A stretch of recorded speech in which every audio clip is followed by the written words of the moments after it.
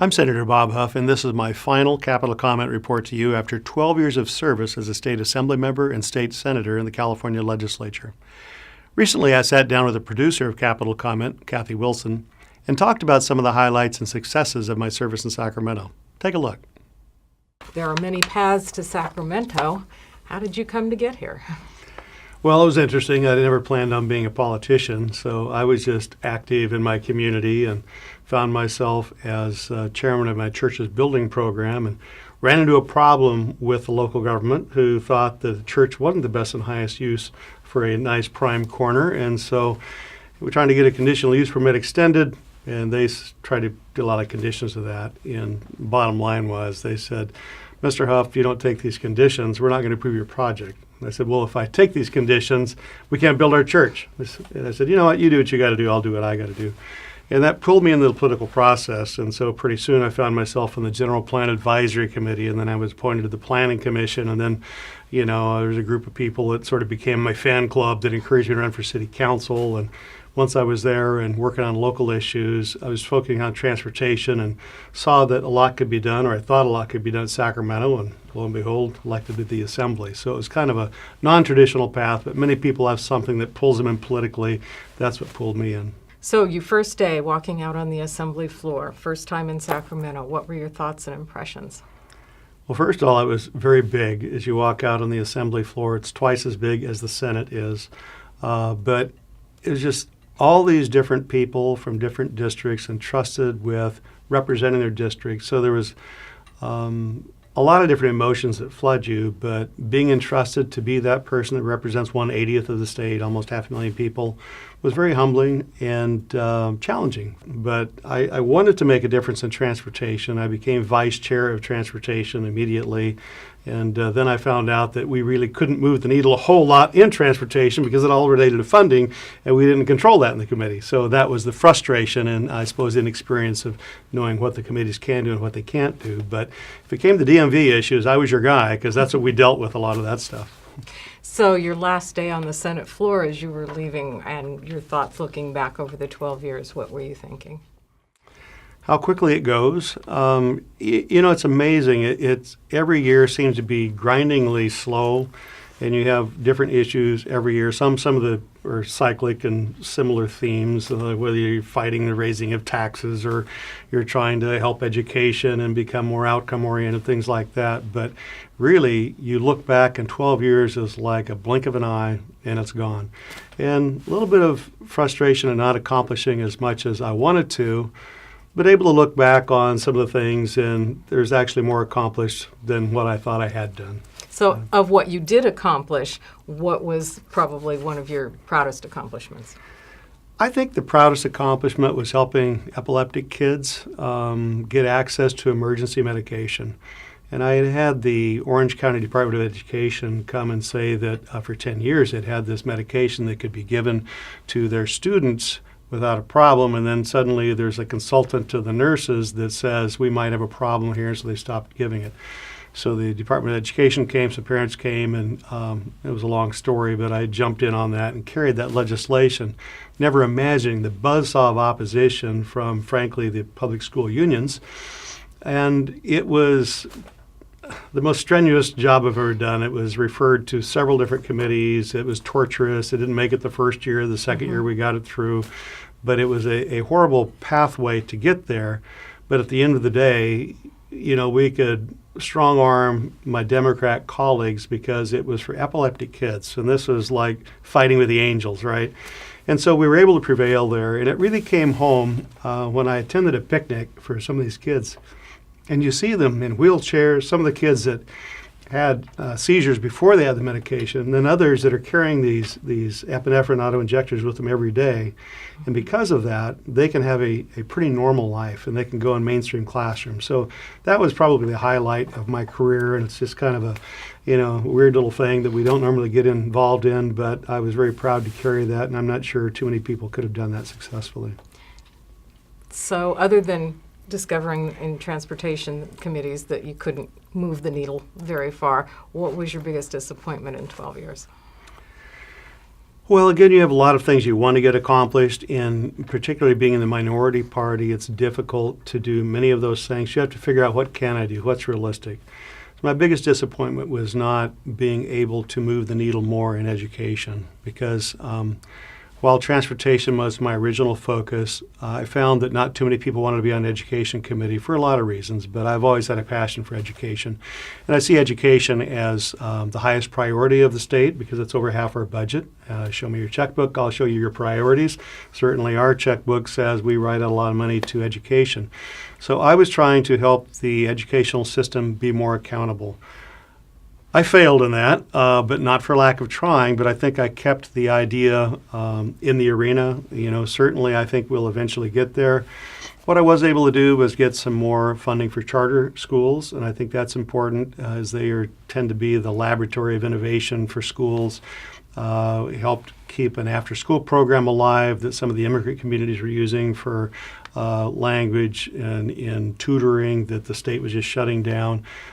District of choice is something we were able to do, and I extended that several times. It's got a problem right now, but I'm hopeful that even while I'm termed out, others will be able to carry on from the groundwork that's been laid. So while there were disappointments about not accomplishing me as much as I would like, there were still plenty of things that I can put in that win column. What work do you think still needs to be done in education? Education has to transition from how much money we put into it to what are the outcomes we want out of it and how you measure that. There is a built-in institutional resistance to accountability. And so what happens in government on the natural is we subsidize incompetence and failure. Oh, we must need more money, so we throw more money at it. And then we punish the good performers because we don't encourage that. We don't really measure it. We don't reward it. And so, in effect, you have this built-in inefficiency. So we have to get away from just we need more money or giving them more money. And if you're going to have more money, and I'm not opposed to that, then tie it to the outcomes. Say, we'll put more money and we'll give bonuses to teachers, but here's what you have to do on this side. With local control funding formula, I supported that. It tends to send more money to schools that have high poverty because that's been the, research for a long time says that high poverty areas have, lower school performance, so let's give them some more money. Well, I think you're going to find when they start quantifying it that you have higher paid teachers that are still failing the students. And so I think we have to get to the outcome oriented if we're going to get the return on the investment that we're putting into it. Over the 12 years of your service, how have things changed in Sacramento? How has the legislative process changed? Well, we had more members when I first came up here, so that was obviously better. When I say we, I mean the Republican caucuses. The nature of California is changing, and therefore the numbers change as well. I would say the biggest difference related to that was when we went from a two-thirds budget to a majority vote budget. And while there was a lot of weeping, wailing, and gnashing of teeth when it took two-thirds to get a budget, and they were often late budgets, I will argue those were better budgets because of the push and pull than a budget that's decided by just one party sitting down and carving up their priorities that leave half the state disenfranchised. So I think that was actually a better system, but it's certainly a lot less painful now and a lot easier for me. We get a budget on time all the time. Not a great budget, but at least it's balanced and with the wrong priorities, what I would call the wrong priorities.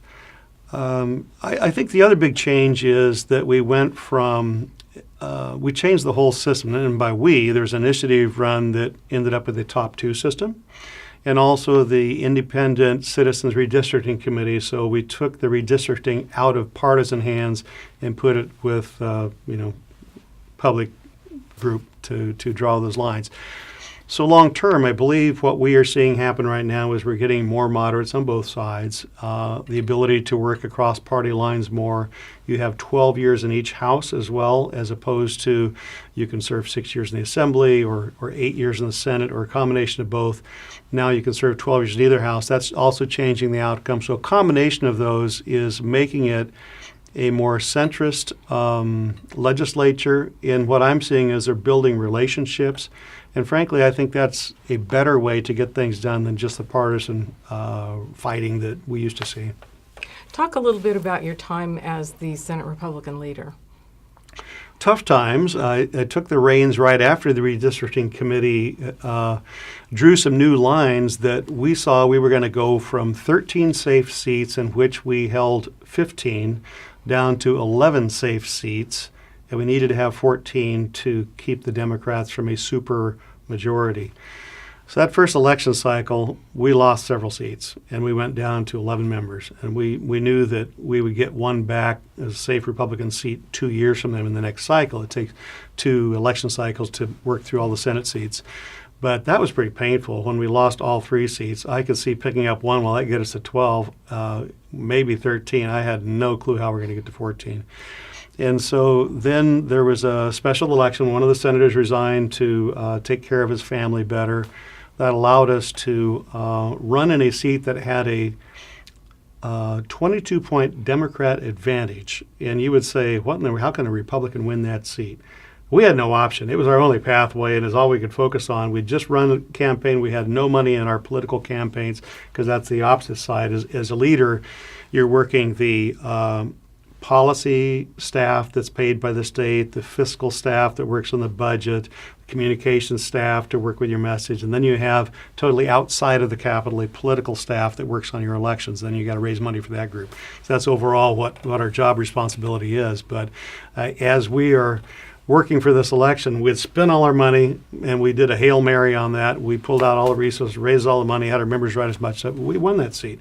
And so that gave us the pathway, and then we picked up the seat in Orange County that had been held by Democrats for a long time with Janet Wynn. That seat was, as I recall, about a 7 or 8 point Democrat advantage, but we were able to pull out of the win column too. So we clawed our way back up to 14, which is the magic number to get above the super minority. So that was like a huge endeavor, a huge problem, but a huge victory. And then additionally, just the reward of being chosen by your colleagues to help represent you and lead the battle and lead the fight on all these different fronts. It was great, engaging in that and trying to make a difference and trying to take our caucus and our party into places that we have been not as frequent as we should be in different communities. And I went to black newspapers, black churches, Latino newspaper, Latino media output. I've always been involved in the Asian community. My wife is Chinese, and they're just trying to get out beyond into some of the growing populations where we don't have as much presence as we should. And that was rewarding also. And I got from one newspaper group, black newspaper, says, where you been? I said, well, I can't speak to my predecessors, but I'm here now. And we developed a good relationship. They would print our pieces, and I thought that was valuable. At least get our ideas out. If we don't show up, if we don't engage, if we don't get our ideas out there, how can people resonate with them? So that part was pretty good. But all in all, it was a good experience, fatiguing, but well worth it. Any fun times? Well, fun is how you define it, right? In yeah. a sick, twisted way, you get on this merry-go-round that goes faster and faster and faster. You forget what a normal life is, but it becomes the way of life. And so you get your victories by this bill that passes or this bill that's blocked or this group of people or this election that's won. And, it's all fun. If I didn't enjoy this, I wouldn't be in it. Where do you think California should go next? Well, California, not off the cliff, but California has so many great amenities to it, and the governor has referred to it as the weather tax, that, people will come here and pay more to live in California because we have such great weather. We got hundreds of miles of coastline and the beautiful mountains and even in the spring, the deserts are wonderful. It is a state with great weather and resources. We can't just take that for granted, and I think we are. We are, if you'll look at the investment, the lowest in the nation on investment in manufacturing, mostly because our energy costs have become so expensive because of our implementation of AB 32. AB 32 meaning the Greenhouse Gas Initiative back in 2006. As we're implementing that to lower greenhouse gases, which California at best is, I think the number is 2% of the world's output, it's changing the cost of electricity huge. So we're attracting less investment. I think long term that's a problem. We've got to figure out a way to stay competitive. We can't, I mean, high tech is filling that right now. Biotechnology, we're doing very well on that. We're bringing back some of the movie industry by tax credits that we've done. But we've lost our manufacturing base, and the investment, as it's coming back from overseas, it's going to other states. We have to find a way to be competitive that way, because we're losing those blue collar, middle class jobs that they're the foundation of any economy. And I see that as very troubling long term. Anything else that you think is next for California, or where you would like to see the legislature go? What problems should the legislature tackle? Yeah, I'm sure California is not going to, be in as dire straits as I probably predicted they will be, nor will they be as good as what my colleagues on the other side of the aisle think they will be with their policies. But certainly, we're a dynamic state. We have a huge immigrant population. Demographers say that the Asians will eclipse the Latinos by 2050 in plurality.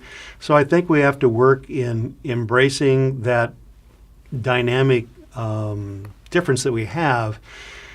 And that's a lot of work, right? People want the status quo because that's what we're comfortable with. So I think Republicans in particular have to work to embrace that. I think the values of immigrants tend to line up more with our party than they do the other. But if we're not telling the story of what we stand for, and if we don't model what we would like to see, well, then, they're going to be confused and go some other direction. So I see that as important, and hopefully that'll be executed after the fact. All right. So what are some of the funny moments that you remember? Is there anything that comes to mind? A lot of them come to mind. Most of them I can't share. So one I can think of, when Governor Schwarzenegger was around, here's this Hollywood actor used to having a lot of people around him all the time, but as he would wander around, he always had an entourage with him. He would come into our caucus, and he never really knew anybody. He'd know Kevin McCarthy, who was the leader in the first couple of years when I was there. But it was like, even when he'd see me somewhere, he'd look at me, and he would kind of look like, maybe that's an assembly member, I'm not quite sure, definitely don't know his name. So one time when he came to our caucus and we knew he was coming, we meet, at lunchtime once a week just to kind of go over things. We had name tags ready for us. So we put on our name tags. So he came in, very funny, as he shakes our hand. Well, there's an annual roast that's for charity, and they roast different people. Well, the governor was heading the roast one time, and so he asked if a certain Republican leader who should remain unnamed was there, and the Republican leader stood up. Yeah, I'm here. He says, so nice to meet you. Now sit down. So while we had a temporary laugh, he had the last laugh on that issue. Any other behind-the-scenes anecdotes that you might want to share? There had been a water bond put together in 2009. It just never came to the ballot. It ended up being too big. The governor didn't want it. Others didn't want it. Worried about how you pay for that. So as it was shrinking down, Republicans were trying to keep $3 billion worth of storage in it so we could build above ground storage. So I had been working to negotiate that with the other leaders and the governor, and we got to a point where our caucus was holding out for $3 billion, and it just wasn't going to happen. The governor had moved some from $2 billion, where he wanted maximum, and we had gotten it up to about $2.7 billion. I had a sense this was not going any further. So 9:30 at night after a caucus, I called the governor's office and said, listen, I think our guys need to come down. I think you need to hear them. They need to hear you. So we put that together. He was still there. We marched down there, and he did a good job of talking to each of our members. Hi, what's your name? What district do you represent? So he got a sense of it all. And there was one particular member that didn't really like the water bond at all, but he tagged along because he was curious about going into the governor's office. And while this is all said and done, it helped bridge the gap. We were able to pull the deal together that evening, and we were able to do it with $2.7 billion, with some understanding that some of the things that were going to cost that other $300 million we had taken care of down the road. And it took a handshake with then Assembly Speaker, who I talked with. But just that kind of thing is not rare. There's often you have to bring the parties together and see that there are real issues. And when you have just a go-between like I was between our caucus and the leadership, they might think that I'm misrepresenting it. So that went very well. I get a call from the governor afterwards because one of the guys, he said, So what are you wanting out of this, or something like that? And he says, oh, I just want good policy for my people and whatever else, and I'm not political. So the governor, when he called me up, says, ha ha, so-and-so is not political. That's funny.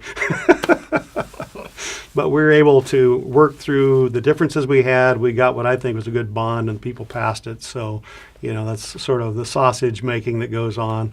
Nothing real exciting about it, but it was. I was just appreciative the governor would see us that late. But then by doing so, we were able to bring the thing, as they would say, be able to land the jet. So what's next for Bob Huff?